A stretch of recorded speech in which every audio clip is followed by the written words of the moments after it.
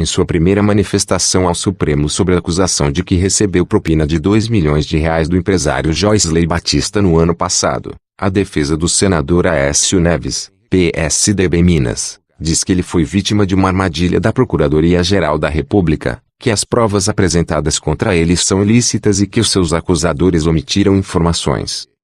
O advogado de Aécio, Alberto Zacharias Toron, afirma na peça apresentada ao Supremo nesta quinta, 22, que os R$2 milhões mencionados na conversa gravada por Joisley foram um empréstimo pessoal ao senador.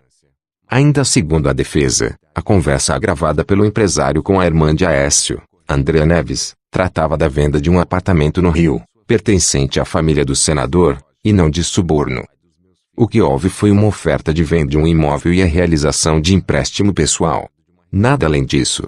E não existe vantagem indevida no caso concreto. E não existe corrupção, aponta a defesa. Nesse inquérito, Aécio é acusado de ter recebido R$2 milhões de propina de Joisley e de ter tentado barrar as apurações da Lava Jato por meio de articulações para anistiar o Caixa 2 nas campanhas eleitorais e tentando indicar delegados da Polícia Federal dóceis aos tucanos. Parte dos R$2 milhões foram entregues em malas a um primo de Aécio, Frederico Pacheco de Medeiros, que foi um dos coordenadores da campanha presidencial do Tucano em 2014. A entrega do dinheiro em espécie, segundo a defesa, foi uma exigência de Joisley. Provas ilícitas. A Procuradoria apresentou como principal prova contra o senador uma gravação feita por Joisley na qual Aécio fala que precisa de R$2 milhões para pagar a sua defesa na Lava Jato.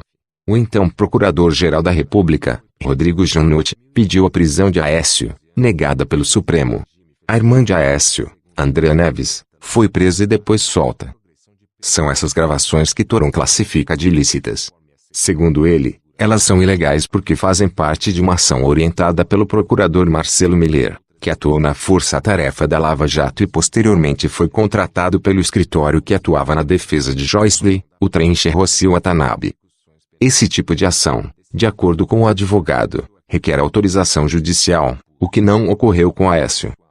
Há indícios veementes e concretos de que membros do Ministério Público Federal com ciência e anuência da Procuradoria-Geral da República, orientaram e atuaram na produção das provas utilizadas na delação dos executivos da JF, inclusive, muito especialmente, na gravação, diz Toron. Há outro problema legal na delação que Joisley acabou firmando com a Procuradoria, que posteriormente foi rompida por conta de omissões, afirma a defesa de Aécio. Toda colaboração tem de ser espontânea. Quando o Ministério Público provoca uma delação, ela se torna nula porque o princípio da espontaneidade foi violado. Toron diz ainda que a Procuradoria omitiu uma conversa em que Joisley e a irmã de Aécio combinam um encontro no Rio para visitar o apartamento que estava à venda, avaliado em R$40 milhões. A defesa apresenta ainda declarações de dois empresários, Pedro Moreira Salles e Robson Andrade, de que André os procurou para oferecer o apartamento que pertence à mãe de Aécio. O advogado do senador aponta ainda que não há nenhum ato do senador que seja uma contrapartida aos R$2 milhões, essencial para caracterizar o crime de corrupção passiva. Toron afirma também que a acusação incorre em interpretações economicamente sem sentido e carentes de qualquer lógica. Na denúncia apresentada, além dos R$2 milhões, a Procuradoria acusa Aécio de ter recebido R$60 milhões em vantagens indevidas para garantir vantagens fiscais de R$24 milhões ao Grupo JF, que nunca foram obtidas. Os R$60 milhões, de acordo com a defesa, foram doações oficiais a Aécio. Já os benefícios eram referentes a ICMS, um imposto estadual que não faz parte das atribuições de um senador. Lembrando que esse ano tem eleições, e que não podemos eleger nenhum político citado, ou condenado, na Operação Lava Jato, pessoal não importa o partido, que seja o político, se tiver o nome envolvido em corrupção não podemos eleger, temos que arrancar o maldito foro privilegiado, dessa turma e deixar que eles resolvam sua vida com a justiça. É isso aí. Se você gostou dessa notícia, deixe seu joinha, acione o sininho e se inscreva no meu canal. Um forte abraço e que